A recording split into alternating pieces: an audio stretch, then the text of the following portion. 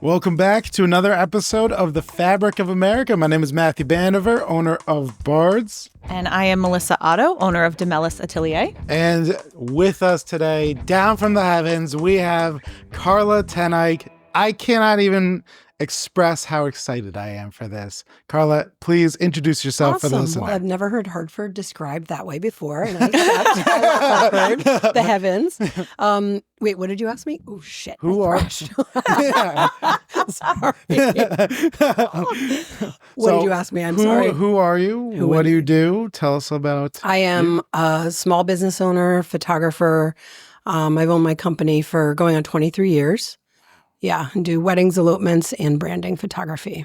Amazing. And it's, what's the business? Carla Ten Eyck Photography. Simple. Super original, simple. I love it. Yeah, perfect. Yep. So we like to start out these episodes nice and simple with what we're wearing. And I love it. This is always, when we have guests on, this is the number one thing that they're like worried about. Like, what do I wear? What do I bring? So today I kind of like that we're kind of matching. I dig Great. that. You could do a little photo shoot. So I wanted to do something nice and casual because a big part of my brand in custom clothing is people think suits, and I'm always trying to break that mold, try to get away from it, try to show people like custom clothing just means that you're making it for you. So this is one of my new shackets, hot off the presses, literally got this yesterday. Did you say shacket? Oh, it is a shacket. It is a Tell the listener what a shacket is, because I've used that term many times. So shack is a shacket. Yes. And everyone's like, a huh? beautiful hybrid of a shirt and a jacket.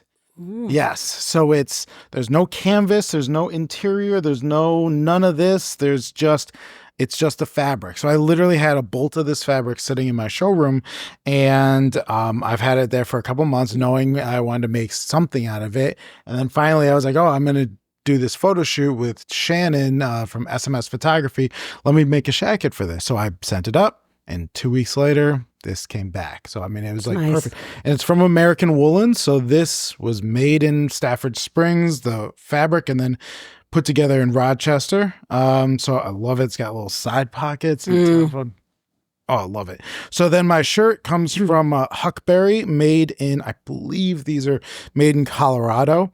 So I'm a big fan of green, and I've been really trying to push that a lot more. So this neckerchief is from Moon Eyed Hair, I believe is the name of it. And she draws these and makes these bandanas herself. And I found her at a market in Manchester. And I was like, oh, well, I need like 20 of these things. So I've gotten a bunch.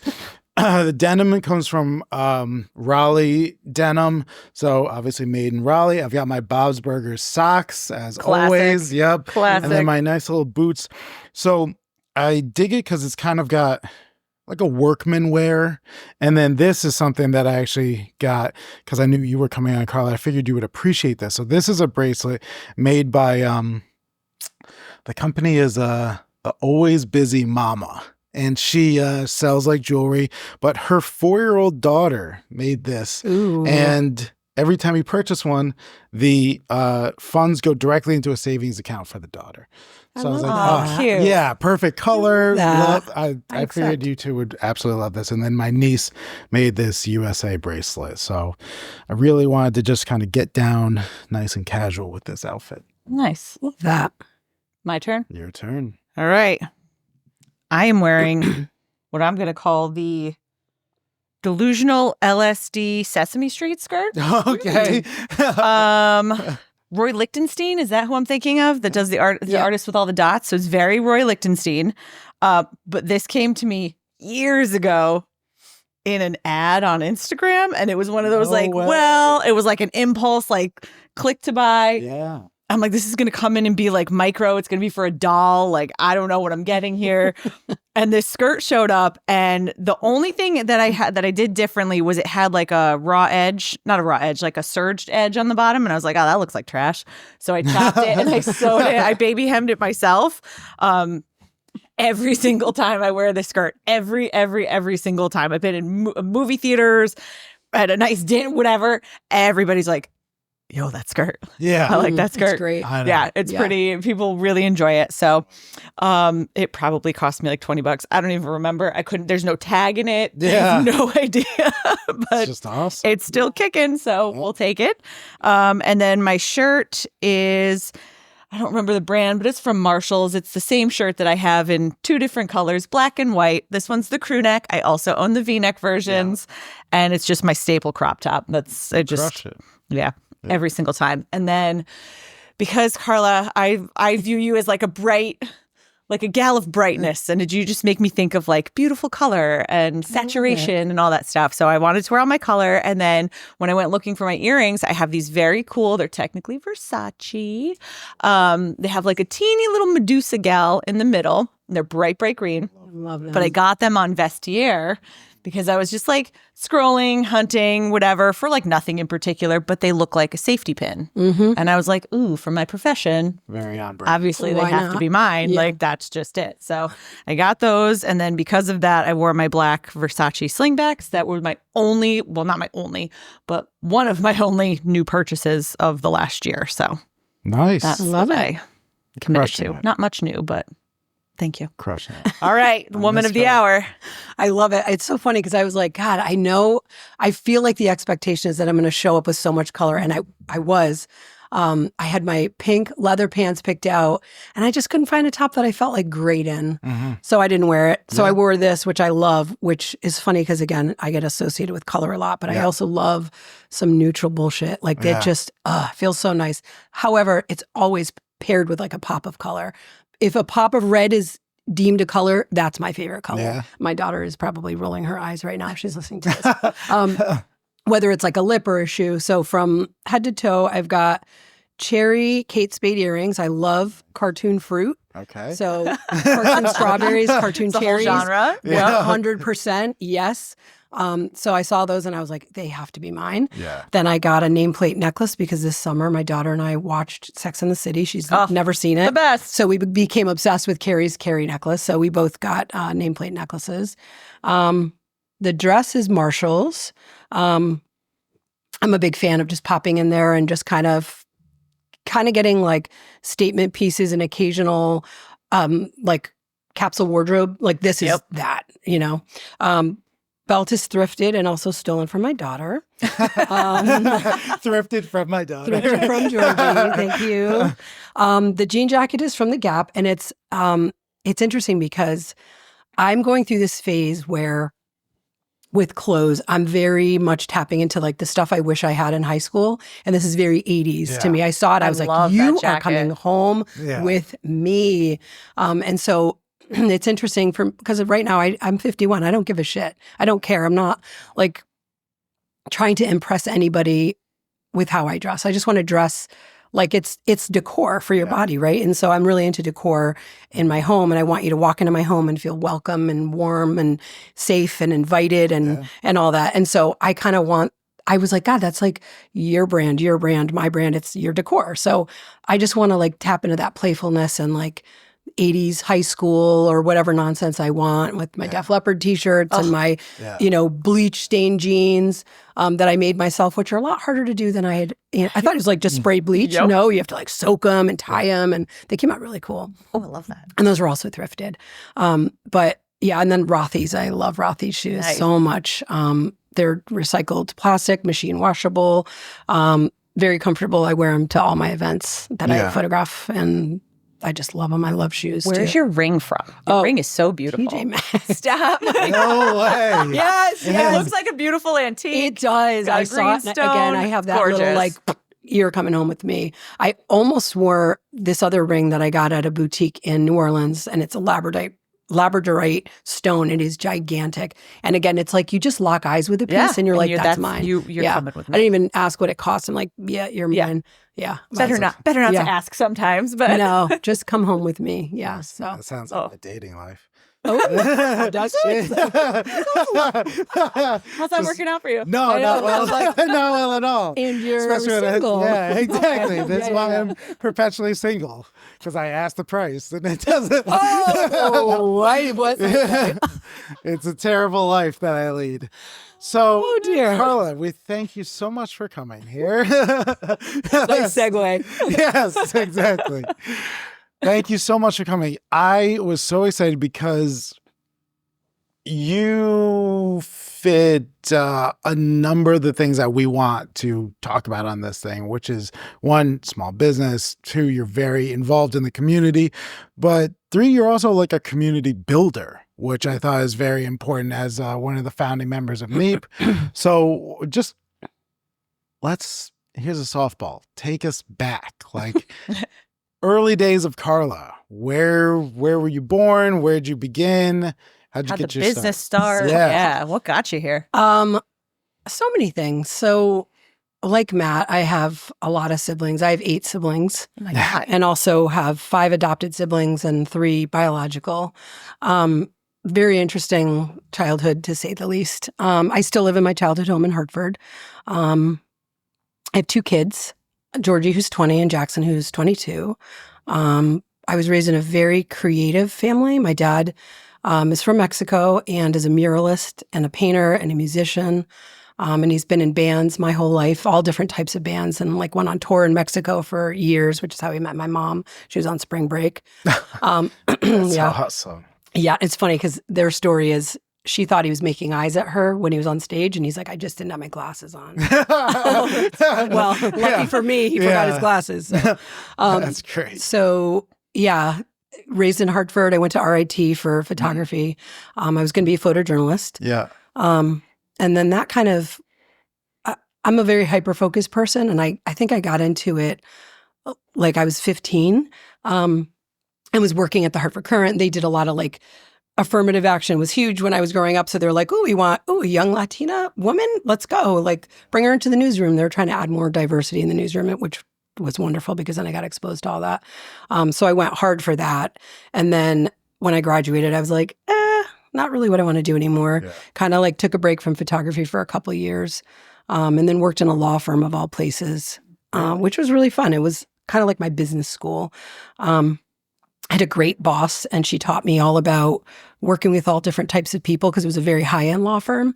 What'd you do with the law firm? I ran the office services department. So we were like the peons, and law firms have this whole hierarchy, which you could, if you know me, you know that shit doesn't fly. Yeah. Bye. I can't see We're you all taking people. orders. No. Yeah. I mean, yes, but also no. Like Right. we're equals, but like it's so interesting that people, when they're told that that's how it is, then you just watch them behave like that's how it is, and that's not really for me. I'm like going up to the managing partner and like becoming besties with him, and they're like, "You're talking to Howard?" I'm like, "Yeah, he's just a shy person. guy. Yeah. He likes to be talked to and complimented on his ties. Yeah. He was an impeccable dresser." Yeah. Anyway, so that's kind of how I learned like managing people, hiring people, interviewing people, firing people, doing reviews, learning how to do all that. Because then when I left, I was pregnant with my son Jackson, and I started doing weddings when I was pregnant. I actually did my first wedding when I was 16 on film. Wow. I've been doing it sporadically throughout up until college. Against my will, I didn't want to do them because they're really like the expectation is so high. Yeah. And then when I was pregnant with Jackson, I was like a second photographer. Like my friend had 2 photographers, and I was like the lesser of the 2, which is second great. shooter. Yeah, so I had but we worked completely, like there wasn't the camaraderie or community. So this photographer was in charge, and then I did what I wanted to do with all film, carrying all this gear. Literally 9 months pregnant. I delivered my son the week after. I actually was going into labor at the wedding. What? Yeah. Oh my I was like, wait, what's going on? Yeah. And then it just kind of took, like you do one event and you do a good job, and it just snowballed. People were like, wait, you did this? Yeah. I'm like, yeah. And then it just, from one wedding turned to 7, turned to 20, turned to 30, turned to 40 a year. It just kind of went out of control. And in the middle of all that, I ended up bringing on a team of people. So I had, originally it was just me, and my best friend from childhood was my studio assistant. And then she turned into my studio manager. She's not even a photographer, but she would just kind of come with me, drive. This is before we had cars with like GPS. GPS. We had like Garmin's and Got that TomToms. MapQuest, Those were the new. Yeah, printouts. I literally had MapQuest printouts, and I had like the map of Connecticut book. Yeah. And I'm like, north? Where the fuck is north? I Yeah. don't know north. Is it left or right or straight or turn around? Like, where am I going? You know what's so crazy is last year I needed a part-time job and I got a job delivering pizzas. Yeah. I was like, how the fuck does anyone do this job? Like, but without GPS. No. I was like, how did anybody Zero. do this job Yeah. without Yeah. it blew my mind. I'm so glad that Yeah. you get it. Oh Yeah. my God. Yeah. It was insane. And Yeah. like there was this old timer delivery driver. Every time that we would get a delivery, they'd tell me the address, and the old timer would be like, "Yeah, you just go take a left down this." And I was like, "Bro, I'm just gonna put it into my Waze." Yeah. Yeah. I was like, Don't "Shut tell up, me. old man." Yeah. Yeah. Yeah, but it was like wild to think about that not that long ago. Yeah. We had none of this. None of Yeah. it. No, people don't Every get it. That's pizza why she delivery came with person. me on weddings, because I'm like, I Yeah. can't get lost. Yeah. And if there's no parking, I need to roll up, come in hot, jump out with my gear. Yep. And you then got to park go the car. Yep. So that's Insane. kind of how it started. And actually, flash forward ish to 2010, we get a destination wedding in Mexico. And it's in Puerto Vallarta and Sayulitas, where they film Bachelor in Paradise, Yeah. for anybody that cares. I totally care. Oh, everyone cares. And there was Yeah. no GPS. And they're like, we rented a car and Dominique was the driver, and we're going with my other photographer that came with me. And they're like, down the dirt road, you see a donkey and there's like a fountain, go right. And we're like, what the fuck? Are you Yeah. kidding me? Like Yeah. what? And obviously we ended up finding the place, but Yeah. there was like no directions and no technology to bring you there. Yeah. So yeah, I know. I feel like, you know, when your parents are like, I walked to school barefoot in the Right, snow. Or right. whatever. Yeah. That's kind of what I feel like. There was no internet. There was no Right. texting. There was no, I mean, there was texting. No, I was an early adopter of texting when I got my little Yeah. flip phone. 10 cents in, Yeah. 10 cents out. Oh yeah. Oh Sorry. yeah. I was so good at doing. I could do it like this and not even. Oh flip. yeah, I thought I was so cool. There was nothing better than like Bye. texting in your pocket. You're just like Ooh. 222 33333, and you like know by That's the numbers. an advanced level Oh, of texting. yeah, I yeah. never. Wow. Yeah, because I like had unlocked. a Nextel. Bloop bloop. Like Yeah. I was Oh. walkie-talking. you still do Oh. that. Like you just love that form of communication. Absolutely love I love that for you. I It's- love that. It's absurd. I've never met anybody who loves talking to their phone so much, but not on the phone. Just talking. On the phone. Just talk to it. Talk. I literally have I actually did this where like when you're texting, you're like, hey, Matt, period, blah, blah, blah. Yeah, like, yeah. and you're speaking the Yeah. punctuation. Yeah. I've left someone a message and been like, hey, Katie, period, how's it going? Of Question. course. And I'm like, oh my Of God, I course just you left did. this message. Yeah. Oh yeah. Well, that brings me back to law firm days, because Yeah. I'd walk by their offices and hear them dictating all that nonsense. Yeah. And I'm like, what are they doing? Yeah, they're Yep. dictating. That's what we do. Yeah, my dad, I've gotten, all of us have gotten a couple of messages from my dad and be like, hello, this is Dr. Your father. Get used to it. Yeah, it's hard to yeah. not like be in that, Don't judge me. get in that mode. Yeah. All right, so for sure. 2010, you're wandering around finding your way by the Yes. sun. Yeah. Then by what? the sun and the donkeys. Yeah. And then I started teaching workshops in 2007 with Steve DiPino. Okay. He got asked to go do a workshop in Vienna, and he's like, oh shit, what am I going to do? And I was like, let's do this together. So we did our first workshop at my house. We only charged $50, which is so ridiculous. $50. I don't even think it covered the freaking giant grinders we got from Subway at the time. And the two of us taught all day. We had like a shooting portion, and then we did a critique portion. Now, let's pause here. This is Yes. there's so many places that I wanted to pause, but I got to pump the brakes here. What made you feel at that time qualified to teach a workshop? That's an interesting question. Well, I had a college degree in photography, and Yeah. I'll tell you what, nobody else did or Yeah. does. Yeah. So having the formal education, I think maybe made me feel, I'm going to tell you that's a lie. I've always been confident. I'm going to tell you college Yeah. degrees has nothing to do with it. That just becomes a validator for people that say, who are you to say this? I'm like, actually I have a degree in that. Who are you? Yeah. It's so fun to whip that out for Yeah. people that question me. Yeah. Like male photographers used to do that a lot, not so much anymore. Yeah. I've just always been really confident and curious, and also wanting I love teaching. Yeah. Whatever it is I'm into, I teach. Was that on the radar before, like doing a workshop For or teaching, anything? or- Like running Yeah. a workshop, teaching people? Like, Yeah. was that something that you had been waiting for the opportunity for and that just arose, or? It just kind of was serendipitous. It was like, that was again before any social media. All we had were our blogs. Yeah. And Steve and I were very active bloggers from like 2006. My blog goes back.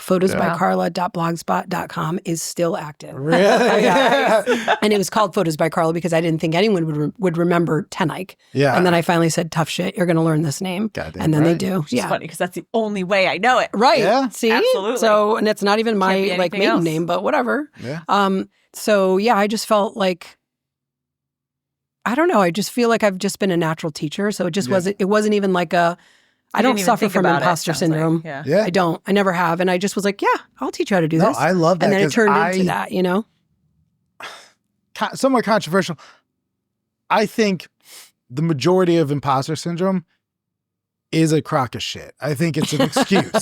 I really think most people that say they have imposter syndrome is an excuse not to do anything. Mm, I get that there is a fear, yeah. but I think once people start saying they have imposter syndrome, it becomes the defense that they Well, have to yeah. like prop this up. Well, I whatever, can't do this. Whatever you think, it's true. Exactly. Period. You know, So like if think you're that, if are you that. say you're not an early riser, guess who's not getting out of bed on time? Right. You. If you Right. say you It's can't a remember, self-fulfilling prophecy. yeah. If you say you Yes, can't I remember agree. people's Right, that's names, true. guess who's not remembering people's I names? feel like the Right. only times I ever, as a business owner, had an imposter syndrome, like those flickers, would be when I would maybe feel confident in something, but I wasn't confident enough to like stand up to a customer, let's say, who was trying to tell me something. It would be like a mom or something. You know what I mean? Like, well, what are you going to do? And blah, blah, Yeah. blah. And I'd be like, am I good enough? I don't know. Yeah. And then like I would have to, it was always in those private moments where I would step back. And that's actually what made me go into business for myself, Yeah. was stepping back and realizing I just did an entire season's worth of someone else's business basically by myself. Yeah. Yep. I'm doing it for someone else. I should just do this for me. Yeah. I can do it. Like I have great bedside manner and customer like talkability. Yeah. Yep. I think I can that's- talk text with them. Yeah. It's fine. The girlies love it. Yeah, exactly. It was your a next great step. segue. Yeah. No, Yeah, but yeah, like, yeah. So imposter syndrome is a funny thing, but I think Yeah. you have like, and for some people too, I feel like maybe it's like a check of your ego in a way too. Like for some, like they're like, oh no, I don't want to sound too, especially for women. Girl. You can't sound too confident or you're a Girl. bitch. You better humble yourself. Oh, yeah. Yeah. And we're so like kind of taught, I think, to like minimize a little bit in some ways to make other people feel comfortable. Yeah. And then it's Yeah, it's- I Yeah. definitely think imposter syndrome exists, but not to the extent that the majority that everybody of people plays it out use to be. Yeah, Yes, I hear think that. it is a crutch that a lot of people use. But I think what's interesting is like when these opportunities come up to, I'm a big proponent of you never know how much you know until you have to teach somebody else. I love that. Yeah, yeah, yeah. I have felt like a Pokemon evolving whenever I've been. That's a choice of comparison. Yeah. Whenever I have like been, I remember these very vivid moments in my life where I was like at Express and I was like a part-time person and I didn't know anything. And then we'd hire somebody and I was like, they were like, show the new person around. And I was like, this is where I cry. But then they were like, so what about all this other stuff? I was like, oh, well, these are the jeans and they're Right. this weight and then they're these rise and this fit. And I was like, oh, I actually I've retained know some what you're talking information about. here. look at me go. Yeah, yeah. I actually kind of did. And then that kept happening all the time. Yep. And then it put me in the position of like, oh, well, if I just keep putting myself in a position where there's like people to talk to, I will then know this information better. And it's very basic. Like everybody knows that, the best way to learn something is to teach it. And if you can't teach it, you don't understand it. That's a very prominent form of like learning and teaching. But I loved how you just like very gracefully was like, yeah, and then this workshop came about and I taught it. Like not many people Glad you would think that was graceful. well, because like we talk to people all the time and they're like, and then I don't know. I was in this position. I just figured it out and I ran this workshop. Yeah. It's like a bigger deal. Well, And you're just, I think it's interesting that you're catching that, because I think part of it is Steve got asked to teach something and he was nervous, and I was like, "Oh, I got you." I got you. And so it's coming from that vein of like, no, let's do. We got this. please, we got this. Let's do it. one out And of then we just- 100 people would have that. Yeah, no, mindset. I'm not. You know, I am exactly. who I am. Yeah, Which is what I love. I love that aspect. So, when you're teaching this workshop, what's like the feeling? What's the vibe? Like, what are you kind of getting out of it? Oh man, it's so fun. I loved when I taught workshops. Yeah. So, well, it kind of goes back to also like I'm hosting, because it was literally in my home. Yeah. So I have all these photographers coming together. There was maybe 25 of us. I even had she's one of my dearest friends now. She drove from Rochester to come to the workshop, Wow. Yeah. attended the workshop, and drove home in the same day. What? Yeah. We were talking about it this weekend. I've I just done that visited her. drive. Yeah. And it's Oh, yeah. That's where I went to college. Yeah. I did that drive many times without GPS. Anyway. Following the sun. Yeah, literally. So it felt like I was hosting people, which is something I really love.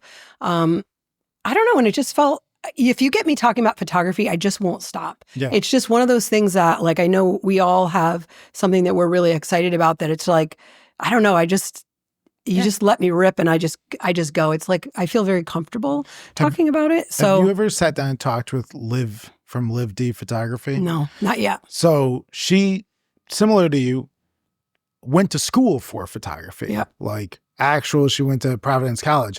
And I was talking to a friend of mine about her the other day, and I was like, there's such a difference of talking to her about photography than talking to many other photographers. Like somebody who actually went to school for it, there's such a deeper level in a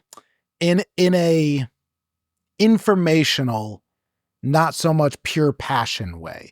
Like, she loves the art of developing film. She loves the art of how like shutter speeds and all that. Oh, yeah, and like yeah. that, like the mechanics of a camera. yeah. Oh, like yeah. somebody who went to school for photography, it's this whole other way to hear about it. I think that's so interesting, especially something like photography, where now we all think we're photographers because we have cameras on our phones. Which I'm one of those people that I'm like going to encourage you to do that too, because who am I just because I have a degree to you squash your interest or your passion? Like, that's BS too. Love that. That's so interesting you bring that up too, because I'm also right now I'm teaching my son photography, but he's doing photography-ish because he's starting to do video. Yeah. And so there's a lot of differences, but I'm like, well, this is how f-stop works. This is how shutter speed works, and f-stop and aperture, the same thing. And this is what ISO does. And this is and then focal length and background cameras, subject distance and scooby-doo-doo-doo. And he's like, there's so much information. I'm like, Yeah. But I'm it's like, I take just- the lens off. Oh, yeah. No, Take the cap off. I don't even want that word. Focus. Yeah, exactly. take it off Yeah. program. Let's put it in manual. I have to insert a question here because Definitely. I'm like itching. Yeah. Okay. So maybe controversial, maybe not. I can't wait. Do you ever get pissed off or frustrated with how many people claim to be like photographers or start a business Ooh. who maybe have little to no business being photographer? And I'm asking this is motivated by my husband, Jeff, who did take some photography classes in college, but he's a graphic designer. And for example, when we were looking for our wedding photographer or I actually asked him, I'm like, you're a good judge of this. Like, you know what you're looking at. And when he tells me something, I can see what he's saying when we're comparing final product. But a lot of times I don't see it or think about it naturally. And I think that's the average. I feel like I'm the average consumer. Now that he's been in my head so much about certain qualities and what I should be looking for when I'm looking at final products of photography, I'm like, oh, people suck. Like, there's a lot of shitty photographers out there. Yeah, there is. So sometimes I see things, or it's not like he'll see a business and he'll be like, that's absolutely wild to me that someone would hire them to do a job. Right. And that's the product they get and they're okay with it. I'm like, people don't know, or people are shopping for price maybe or whatever. Oh, So it's maybe definitely. like a hot take answer, It is. but I'm so curious as a photography professional if you ever see any of that and if you're bothered by it, or if maybe I just am No, it's I overblown in definitely my see head. it. And I but want you to name names. Yeah. Call them out right now. Throw down the gauntlet. No, I mean, my hot take is I'm not a fan of fake it till you make it with weddings. Don't you dare go do a wedding with little to no experience. Who in the world, like you're gambling with somebody's wedding. Yeah. Don't do it. I don't bring somebody, for every wedding that I bring a second photographer with, if I all of a sudden break my leg and they've got to take over, they need to know how to run the wedding. Yeah. So I don't bring new people. Like I do not do that. If a new person comes, they're the third and I'm going to train you before you become a second for me. Mm-hmm. So for weddings, I take it very, very seriously. However, it's kind of like fashion, right? They're like the fast fashion for people that are cheap. I love that. And I'm like the, that was the really Versace Thank or you for whatever. making Yeah. it highly relatable. Circling back to you, That was both. great. Yeah. Doesn't every industry have a fast fashion version at this Yeah, point now? definitely. That They do. was And if a you're great not, comparison. I don't want to say you're not smart enough to know the difference. You are smart enough. Your skirt was $20 off of Instagram, girl, but you're wearing it with Versace shoes. So you know. Yeah. Do you know what I mean? Yeah. And I think there's space for both. I do respect the fact that everyone's on a budget. And some people have to Yeah. start somewhere. I'm not trying to insult Absolutely. people who don't 100%. know as much and they're a 100%. start off, whatever. But I Yep. know that there are, as in every industry, Yep. some hacks out there who are like, the wedding industry, I'm just Right. going to charge a premium and you get what you get and I don't give a shit. Well, part of it too is that who am I to sit there and judge and say all this stuff about them and then not be open to teaching them? So I'm mentoring a couple people. Very fair point. And I used to do that a lot. Again, I used to teach very regularly every month for like 7 years. I did workshops, which is a lot of fucking workshops. Yeah. And I loved it. But then I realized I missed it a little bit. I don't want to do that again. So I'm mentoring and teaching photographers like what really matters. And I do think the people piece matters the most. Your people skills, your interpersonal skills, your stress management, your time management is so invaluable. If you're a great photographer and you're a turd to be around, Yeah. nobody's going to want you to take their photos. So if you've got that charisma and that personality, I'll teach you. The technology stuff is so teachable. Yeah. I mean, whether you've got an eye or not, Yeah. that's again, there's somebody for everybody. Yeah. So Yeah. You can't yeah. teach the bedside manner part of it. No, communication. you really which is can't. so critical. You really can't. especially in the high stress of Yeah. wedding Oh, yeah. situation. Right. Yeah. How to Mhm. navigate the unruly situations, the parents are divorced. Oh, how do you yeah. navigate Yeah. that? Yep. Communicating Yep. with everybody. Oh my God. Absolutely. I've seen some Delicate. photographers that just shit the bed in Oh, those yeah. moments. Mm-hmm. But then I've seen other photographers who just, God, it is like Rise like they're a phoenix. like Yeah. Oppenheimer, just putting everything where it needs to be, and just it's so beautiful, Yeah. like how they can elevate that experience. And I've really enjoyed getting to know so many photographers. In the last couple of years. Like I did not consider myself a wedding vendor before the last 2 years. And then I went to the NEEP event, which we'll get into. But after that, I mean, every single event is 80% photographers. And I've loved getting to know the different ways, how people shoot, like the different, how they talk about their photography, how they go about it, like light and airy, dark and moody, and documentary style. True to color. Don't True forget to true color. Yeah. Please. Like all Yeah. these crazy things. Like there's just so much. And I love the angle of photography that anybody can take a picture, because we all have cameras on our phones, Mhm. but it's almost like, again, fashion, like anybody can just go get clothing. But when you see somebody put it together perfectly, you're just like, The point of view. It's You the know? point of view. yeah. How your artistic eye comes through. Yeah. Yeah, that's my favorite. All right, I want to insert one question here. What was I'll the allow it. recent was it like photography gate? Did you hear about this? Like a girl who didn't like the way her photos Oh, God. were came Yeah. out. Did you hear about this? Yeah, I heard she got divorced by She did. yeah, it's What like happened? Brown I didn't Gate or hear it. something. Brown, yeah, Or something like something. sepia gate. Brown Gate, That's same what it difference. was. Yeah. So it was that, and I think it's a perfect tag along to this conversation is that when you're a photographer, an artist, whatever, you have a point of view. So let's say you're a photographer and all you do is light and airy, and someone hires you, you're getting light and airy. Like, I don't know. So if your aesthetic as a consumer is not light and airy, don't hire the light and airy photographer. So I guess this photographer had like a sepia tone on all the photos, and the bride was like, no, I don't want that. And she was like, but this is my art. This is what you hired me for. This is my point of view. And it was a whole back and forth, like, and everybody went up in arms and took sides, and it was a whole thing. But I saw those vendors that talk, that they have like a podcast. Yes, the like, vendor, like the vendor table. And they're they were awesome. like, this is why you need to have like a creativity clause. Like, this is what you're hiring me I have for. that. This, you know, You have like, that? Yep. That's awesome. That's really cool. Was there a question on there? Well, I guess it was kind of your no, I'm like, I guess that wasn't really a question. You just hear the like, gosh. I want you to hold on for the gossip.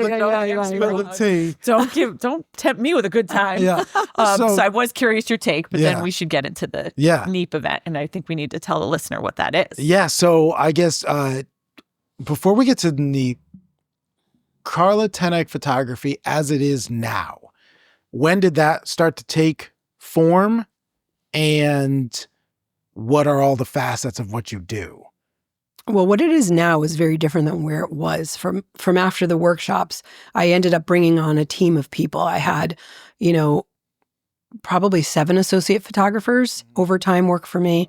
I had, designers, studio manager, production manager, marketing person. Like, I had a fleet of people working for me, and it was awesome because I love managing people and working with people, but it ended up turning out to be that I was managing more than I was working with my clients and connecting with them more.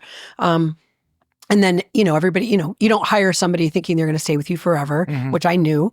And a lot of these photographers I met at the workshops I was hosting, which is like a breeding ground for hiring associates, which is wonderful. And I've met some really, really wonderful people through that. And now they have all evolved out and run their photography studios very successfully still. And so then I just kind of scaled back and slowly started letting people go and just being me and me managing everything. Answering every email, having every interaction with my clients because I was so hands off. I would literally have like mothers of the bride call and say, you did my daughter's best friend's wedding. I already know I want you. Where do I send the check? Wow. Like, I wouldn't even have conversations with a couple. Wow. Yeah. And so it went That's from— a reputation. It was That's crazy. awesome. Like, I worked really, really hard for it. And then that was also back in the day when we used to do slideshows at wedding receptions, which I am not a fan of now, but it was just what we did. It was like a way to use technology to get new business. And it was like, they would look and they were like, oh my God, you did that right now? And I would bring my big iMac and show them in the back corner, and people would be like, oh my God. And so they would see how I work, look at my product and say, yes, I want you. Wow. And so now it's like, we saw Beth Chapman spoke at one of our NEEP events, and she was talking about how now you have to follow up 3, 4, 5, 6 times. And before I used to say, I'm not going to follow up with you because I know I'm going to book your date. So you either book me now or like call me soon. And they would be like, oh my God, and like sign on the spot. That's how it used to be. That's not how it is. Yeah, the audacity to do that now. No. See, I'm surprised. Is it because there are a lot of photographers, or like? Well, so this is before Instagram. This is before Facebook. Okay. There was not a lot of social media. It just had kind of started. And it wasn't really the way that we linked our communities. Where it wasn't really the way you found photographers. It wasn't really what it was now. So me then to me now, like, one of the hardest things has been unlearning and relearning all of that, right? Like, I've been in business so long, I'm dealing with multiple different generations coming through and learning how to sell to millennials and now learning how to sell to Gen Z. Which is so different, right? And not only that, it's like, how does social media work? The way it worked back then is wildly different than how it works now. Even then in the middle, even like 3 years ago, like the perfectly curated Instagram grid is not what people want anymore. And it's so interesting to see people clinging to it for dear life still. Oh, God. When it's like, but also it's like, if that's true to who you are, stay that way, right? And so it's like, me then to me now is like observing all of this, deciding which things I want to participate in, watching the community go from nothing. I was sitting at my desk going with, my kids watching fucking Sesame Street, and I like got my daughter on my back while I'm editing by myself, to finding new photographers. And I'm like, "Ooh, you do what I do? You're lonely like me?" And that's how the community started. And then now it's like, then it went through a lull where I think it was more online focused. And that was really isolating and weird because everything we did was in person. I had meetings at my house all the time. We had all these family shootouts where we'd like photograph each other's families, and we got to know everybody on a real deep personal level. And it's not really like that anymore. It's kind of getting back to that. I'm trying to help, reconnect people in that more, less about your job, more about who you are. That's what my focus is. And so that's kind of where my business is now. It's like less about all the noise of all the associates. I say that with so much love, but like now it's about me and the values that I cherish, and me wanting to attract those clients that share those same values. That really seems to be the Gen Z thing too. Oh yeah. Is like, and I don't mean to like just completely generalize, but there are certain characteristics where it does seem like Gen Z wants to know who you are. 100%. What are your core values? And if I align with you in that level, I want you. Yeah. And then you become, you're unstoppable. Every marketer will tell you the number one thing on your website is the About Me page. You know, that you have to, it used to just be like, it's a fluff piece. We got started in 2020. Right. Here's like, my shot. Like, you know, But now it's like they want to know, like, you love Bravo. Can I talk to you about Housewives? Right. Do we Put vibe something in relatable all these things? in do that. So that was like for the listener, they may not know, you two have never met before today. No. Which blows the back of my head off. Like, absolutely astounding that you two don't know each other. And other than you two being some of the biggest rock stars I know, but on top of that, you're both community builders. And I've watched you single-handedly create the Stitched Collective and NEEP. Not single-handedly, but like you made something. You made a community. Like, not many people can say that. Like, that's huge. So Thank you. Where and how did that start? How did NEEP start? What is NEEP? And like, tell me all about it. So NEEP stands for New England Event Professionals. And we wanted it to be a little more inclusive than just weddings, right? And so it came from going to that white party that Sarah Brehant threw a couple years ago, where I was saying before we started recording, I showed up there and I'm like, who are all these people? And it was right after COVID, was kind of dwindling down, and we could do stuff in person again. And I was like, I need to like find some community and connect with people again. Right, so what was that? That must have been like May 2022 or something. I was thinking 2022. Yeah, because it was definitely 2 years ago. It was rainy. And it was a little chilly. I feel like it was chilly pre-summer, not post. Yes, I agree. Yeah. Maybe. So 2 years ago. Yeah. And you and I were also not super connected at that point. No, we were just kind of reconnecting. Right. And it was like, hey, I'm going, you going? Yeah, I'm going, you going? And what are we going to wear? And then we were literally like, I was like, oh, nobody's going to really dress up for this. And like, I did, girl. but like, oh my People God. I was like, hard. oh boy. Yeah. I better come correct next time. Yes. You don't have to rent an outfit. We love a theme. I know. Yeah. I found out that awesome. day. Catherine Donovan Photography invited me that day. And it was just like, we're going to this thing with like event professionals. I was like, the hell is an event professional? I was such a... I was like, what is that? I was such a coconut. I'll tell you a funny story. When I parked my car at Smith Farms, I get out and I don't even know is it Eric Stiles? Is it Eric? Is that his first name? I don't know. Photography Stiles, Stiles. Chris. Yeah. Yes. I had been watching, he'd been coming up in my Instagram feed, and I think I scared the shit out of him. Yeah. He parked next to me, him and his wife get out, and I look over at him and go, you! And he's like, me! I'm like, Yeah. you! Like, I watch your videos, you're so funny. We've never met before. That's so He was like, funny. who the hell are you? Yeah. No, That's I so walked funny. in there and somebody was like, oh, there's Sarah Brehant. I was like, I didn't recognize hell Sarah is when that? and Yeah, I I didn't saw know her either. picture No. from the internet, right. but she came over and said hello, and I'm like, I think I looked at you, Matt, and I was like, who was that? Like, I felt so bad. I was saying before we started recording, like, sometimes when I see people out of context and we're all dressed up and we're in different outfits and things, we're used to seeing us all in like all black, hair pulled back, all the things, and I was like, where's everyone? Right. I yeah. didn't recognize Yeah. half the people. No, and I then I'm like, didn't either. oh yeah, and then it clicked. But One of my favorite stories to tell people is like, I get, for whatever this is worth, I get praise for my social media, and people say like, it's really nice and like you do a great job. And I'm a big proponent of like showing your face, going on, talking. That night, Sarah Brehan, like I looked her up and I was like, oh wow, she's like kind of a huge deal. And she came up to me and was like, oh, you're Bards. same thing to Yeah.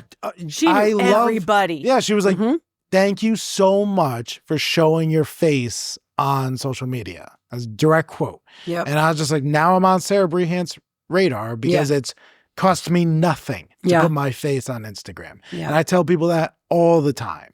Like, just do it. So, okay, sorry. Go on. Waxing poetic about this first time. We know. were all So- kind of in a so room together. I didn't know this. So at that point, you were not, NEEP wasn't a thing. No, it wasn't. That was just a one-off party. That was a one-off party. And because Sarah likes throwing parties and likes themes and all that. It's And so fun. so do I. Yeah. And she had been on my radar for a while to get together and just meet. And so I asked her lunch. We went to lunch and we just started talking about community. And it was like, you know, when you have conversations with people and they talk the talk, but they don't actually follow up and do stuff. It was not like that with her. Oh, yeah. We weren't even out of the restaurant. We're texting each other like, all right, we're going to check out this location. We're going to check out this. We're going to, like, we went down to New Haven to check out a spot that we thought would be, you know, an option for the first NEEP event. It was a complete bust. It did not work out, but we ended up having, you know, a meal there. And we're like, she's like, oh, I know where we're going to do it. And it was at Smith Farm Gardens. Okay. And Peggy and Travis there are so wonderful. they're the and best. they are just the best. Yeah. And so it was literally like an unstoppable train of like two doers. So it was just the time and the place. And like, we both wanted the community and her love of hosting events and having themes and all this. And wanting community and me wanting community and loving a theme and loving to host and welcome people. It just kind of like, it just took off. And we did the first event in 3 weeks. No. We planned it from that lunch. That's awesome. Yeah. That is wild. Mhm. Now, what does community mean to you? I mean, there's so many different iterations of community, right? Mhm. There's like your hometown community, your neighbors, your street, your city, your family, your friends, work. Like it's so, my golf community. I have so many different little communities in my life that it's something that's really important to me. Yeah. And I just was actually reflecting on it this week because I am an ambassador for the Hartford Public Library and they had their ambassador event and I went to it and I'm like, God, I need to be more involved in this because it's something I really believe in, all the services they provide. And it's like getting to know another community that's outside of the wedding and event industry, which I think is super important to balance. I believe in, and again, balance is the wrong word, but to like, I don't want to just be so lopsided in one thing with just because that's how I used to be. All my friends and everything was just very industry based. And now I want it more community based. Yeah. And not necessarily wedding and event professional, which leads to the branding photography and being involved in the West Hartford Chamber and forming those partnerships and being in our networking group and that kind of thing. Yeah. It's been like really beautiful to Feels experience. so good to be involved in those things too. Yeah. Like, I don't know how you feel, especially being like a professional woman. Not to always bring it back to the lady bits, but It's important. I'm involved in the chamber here, Yep. in the Middlesex County Chamber, and oftentimes I'm one of the youngest people in the room, one of the only females. Like, and I'm always looking around, like, yeah, we're taking over. Don't worry, we got this. Yeah. We'll take the reins here, boys. Yeah, Don't worry. You're done here. No. I'm just kidding, but it's a fun spot to be in, and there are often times where I catch myself kind of out of my body looking at the bigger picture of the room going like, we're all here. We're all professionals. We're all learning from each other. Yeah. We're all interested in helping our community. Like we've said so many ways we can define that word. But when I think of it in terms of like a chamber, I think of like that broad Connecticut county, whole state. Yeah. Connecticut is the most superior state. Sorry. That's right. Turn the volume up. Pizza forever. Flip the table. Yeah, literally. Walk out. That's it. Final words. But I think that that's a really fun piece when you like grow and expand, and then you look at it from that big picture lens of like, oh no, like we're really here doing this. Like this is pretty freaking cool. Yeah. Yeah. What do you hope when you're creating a community, and that's my bigger question for both of you, when you're creating a community, you have your own unique sense. What are you hoping people get out of it? So what are you hoping somebody gets out of NEEP? Or what are you hoping somebody gets out of the Stitch Collective? Is there an end goal? I guess if there is an angle with me, it's for everyone to feel welcomed, seen, and accepted. Mm-hmm.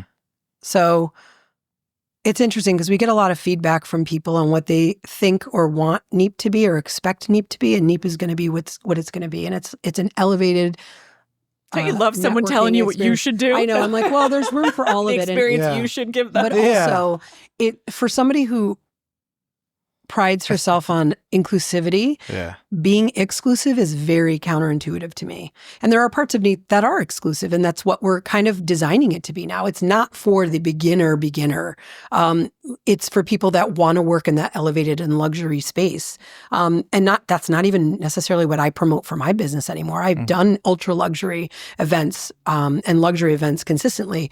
And that's not really where I'm headed anymore, but I'm still part of the NEEP community, even though because I've done it and I believe in it. You have the experience you can share with people. Yeah. So regardless of what community I'm a part of, it's feeling welcome, feeling seen, feeling, like you belong. Supported. There.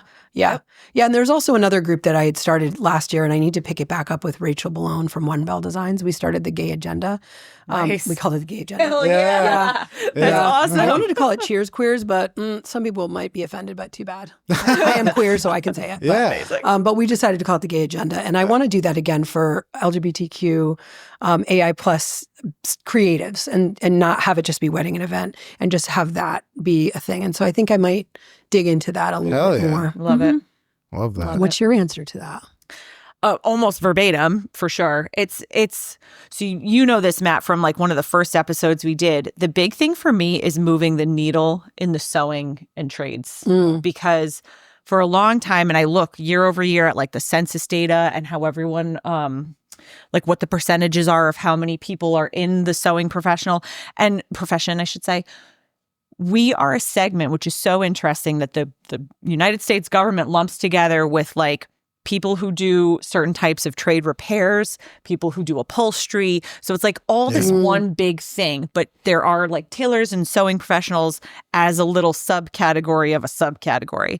And it's been a very interesting, especially since COVID, watching the numbers shift where technically the average age of a sewing professional is going down by a couple of years. But the reason is because, let's say, the quantity of people is staying the same. Some people are coming to backfill, but there are so many people who are older who are retiring. You can't help but drive that number down, especially in the wake of COVID. So what I really want to see is for that number to go way down. I want to see people's incomes go up because it's traditionally a lesser valued profession that's kind of gotten crapped on for a long time. And I want to see more young people be really excited to start their own business and do what I do. And maybe not the exact same way. They're going to find their own path. But like if someone was like, I'm coming for you, I'd be like, yes. Yes. Hell do that. Come for me. Yeah, absolutely. I want it. Like I crave seeing more people be excited by what I'm excited by. I love that. Yeah. I definitely, that last bit I resonate with, especially in what I do in clothing, is that it's just a race to the bottom. People want it as cheap and as fast as possible. And I try to show people there's a better life out there. You can have a profession, you can have a life where you sell somebody good clothing and you empower other sewists and manufacturers and all this. Is that what they're called? I was going to ask you. Sewists? Yeah, it's kind of like a blending between sewing and artists. Some people, we can have a whole episode on terminology in this industry. Some people are very, very upset about like the sewist term or like I had someone come at me. They were upset that I called myself a seamstress. They said I was diminishing my own talents and crafts, which I don't feel. I just feel like I want to hit the average man and the average person who consumes my product, my trade, would just be like, you're a seamstress. Like, I'm a seamstress, a sewist, try to do sewist as more of a gender neutral. Seamstress, whatever. Like, whatever. I don't feel like I'm a tailor. I could sew in a couture way, but I'm not a couturier because that's not what I do 24 hours a day. I don't know. It's weird. Yeah. Sorry. There's this Anyway. whole there's this movie, The Outfit. It's an awesome like mafia crime thriller, and it's about, it all happens in a tailor shop. It's based on a play, so the whole thing takes place in a tailor shop, and the opening monologue is the tailor. And he has this whole bit where he's like, I'm not a tailor, I'm a cutter. A tailor is somebody who sews on buttons. And there's a cutter, there's a pattern maker, there's a drafter, traditionally there's a draper. Hierarchy. You know, exactly. So, but if just in 2024, we have to use the most broad terms to get people. Well, I was curious because give my people a term mom, that they understand. And I never heard that. That's awesome. Because my mom, I guess she was a sewist, and she used to make quilts and dolls and our Halloween costumes and prom dresses and all that. And now my daughter is at Emerson for costume construction. Amazing. Yeah, that's where I learned the term draper. Yeah. I don't exclusively drape. Like draping is my favorite element of it. There's drapers, there's pattern makers, there's cutters. There's like wig stylists. That's she's like the wig manager for a show right now. And doing draping. That's super cool. I'm throwing the terms around like I know what the hell I'm talking about. I do. Yeah. So what is the future? What's the future look like for Carla Ten Eyck photography? What's the future look like for Carla Ten Eyck the person? Well, shit if I know. Yeah. I know. Well, I mean, today I'm golfing. That's what I know. Hell yeah. Huge. Yeah. I think the future for me is a lot of trips. I've really learned to, again, balance like my life so that I'm not all of one thing or another. I like to be a little bit more diverse in my experiences and insert myself in places that I don't necessarily like a golf course. Hey, I was the only girl on the golf team back in the day, so I feel you on that. Golfing. I love being mansplained to about golf. Go ahead. Tell me when I can tee off, Mr. Starter at Rockledge. Whatever. Anyway, back to the lady parts, but that's the part of in my future is keeping things spicy, I guess. And just kind of being open to experiences and seeing the world, doing a lot of travel with my kids, hopefully.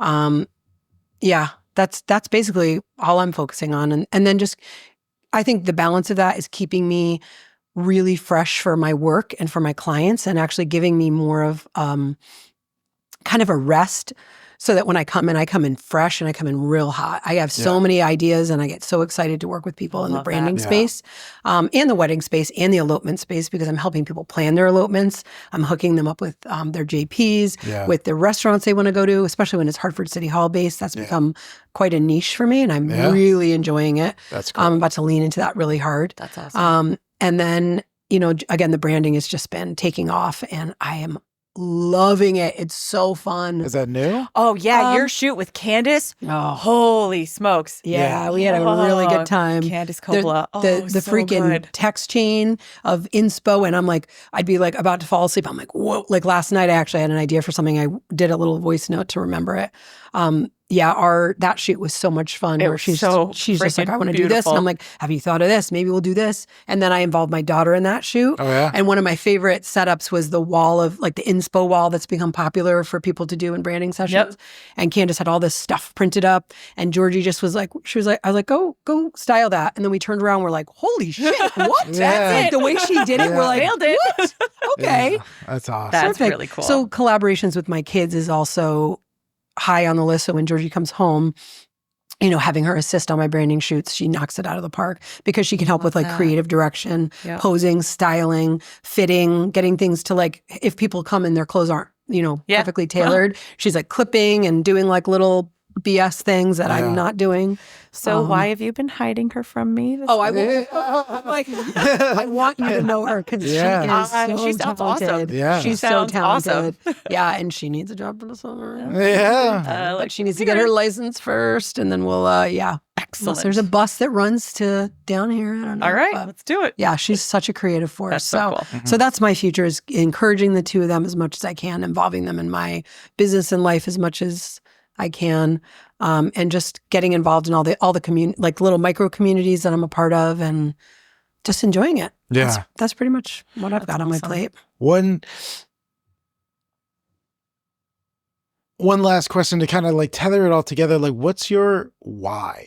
He knows I just finished this book too, by the way. Oh, I love that book. Yes. Yeah. Whatever, It's a man. good book. Yeah, Just, fix it's your such a microphone. good. Oh, am I sagging? By the way, how do I Just, angle it. There you go. There you go. hear my heartbeat here? Yeah. So my why, I think I know I'm put on this earth to be a connector. Like, period, end of discussion. That is the Feel that way long so deeply. answer, Oh, the you short keep finding answer. us all, Matt. Yeah. I know, right? Oh. Yeah, connecting, whatever that mode is, whether it's me with a camera in my hand, that's just a tool for me to connect with you. Whether it's a golf club in my hand, like I golfed yesterday with these two sisters, and then my one of my best friend's brothers, and apparently, I guess he takes golf really seriously and is kind of like a golfer. I'm a golfer too, but Yeah. like, I'm He's also very yelling and swearing and Yeah. cheering, and like there's a lot of fuck yes. I just let it all out on the golf course, which is not pretty typical. And hearing how that joy rubbed off on them Yeah. was like, oh yeah, Right. I'm just going to be myself, whoever I'm with. And so whether that's like the connecting piece or bringing joy to people, that's my why. And so that to me is like, that's applicable in every corner of my life, my Yeah. business, my personal life, how I parent, how I'm in a partnership with somebody. So that's my why. Can I take, Well said. if you Thank allow you. me, can I take that one step further just from an outsider's I perspective? consent. Yes. Yes. Or do I? So, I don't know. Right. So- Let him ask the I'm question. going to take my please. jelly back. well, just from like knowing you for 2 years and seeing you operate in so many different capacities, from like standing up on NEEP stage, giving a talk, from like just the way you like dance and having a good time at NEEP events, but also just like networking events, like how you interact with different professionals, because Carla and I are also a part of like a networking group in West Hartford, and it's very much like sit around a table and like be professional. Like it's totally different The from opposite. Yeah. you know, this like glamorous life that we have. But one thing that it didn't really dawn on me until you hit on this, I think you said it 4 times in today's interview, Oh. which was this sense of inviting people in. Mm. And you mentioned it with your outfit. You mentioned it with your home. You mentioned it with how you operate. And I think so much of what you do is inviting people in to this world that you've created. You want to do it through your photography. And it's almost like, I kind of want you to see the world through my eyes and see the world see you the way I see you. See this. So that it shares your joy. Yeah. Like you Yeah. share, you don't shy away from the gifts you have, the opportunities you create, the happiness that you generate. And I feel like what you do is you bring people into that. You invite them into that. And it's like, here, Be a part of it. this is what I see this event as. This is what I see this conversation as. Oh. And you really help people find a nice equal playing field to be a part of that. So I think that that's something I've noticed over 2 years of knowing I you. accept that. Yes. And Wow. yeah, and it was really one of the main reasons that I was so excited for you two to meet, because Melissa is a generator of joy, and Yes, I get that. truly, Thank you. I absolutely love what you both do with, I think that you've both been, as you said, put here to really create something. And you create purpose for other people, and you create a goal for people to strive towards. And I think you two do that so miraculously, given such simple tools as photography, as sewing, as just using your hands, using your eyes. Yeah. But it's like, there can be a better life with these tools. And I think you two Absolutely. do that Yep. Yeah. fantastically. So it's very excited Thank to you. That was get you to. That was very kind. Thank you. Yeah. Yes, absolutely. I love So that. I think that you two, are doing amazing things with the people around you. But Carla, you are just a goddamn superstar. I am A gem. just truly, Thank you. truly, like, I'm just so, I think before the Smith Farm event, you and I were DMing Mm. and we're like, oh my God, like, just so psyched to meet you or Mhm. something like that. And then Yeah. we just like got to talking Yeah. and we've been, close ever since. And we got we were like, well, let's have like a one-on-one. And we went to Doro Marketplace in West Hartford. nice. And I think we talked for like 2.5 hours or so, just like, kind of get together. it was just so easy. And we were just like, so, if it was like a cartoon movie, you would have seen like the paint in the background of our conversation. Like it was just such a fun kind of if it was a cartoon. exactly. I say that all the time. You can see like my head is just like 100%. Fantasia. Oh my God, I love that movie. Yeah, exactly. So it's just like I love what you put into this world. I'm so excited, and I really I'm happy that if the listener doesn't know you, that they've gotten to know you a little bit better through this conversation. I hope so. Yes. Yeah. Now, where can people find you? CarlaTenEyck.com or Instagram. I'm at cteneyck, which is 10IKE. Those are the two places. I'm on TikTok very rarely. Yeah. But I post videos of Cheddar Bob the cat from New Orleans on there. That's all I do. Outstanding. Yes. Yeah. All As right, one Carla. does. Beautiful. Yeah, thanks for having me. It was so good to meet you in person. Finally. Oh my God. Yeah. Overdue. Yeah. Literally. I don't think This has opened up a can. Yeah. Bye, Matt. I think it's probably because I'm just kidding. the world like wasn't ready for this level. No, it was this like is the industrial expenditures. revolution kind of a thing. Like now that humanity can handle this level of creativity. You're welcome. Yes, exactly. So Carla, thank you so much. And listener, stay tuned for another episode of The Fabric of America.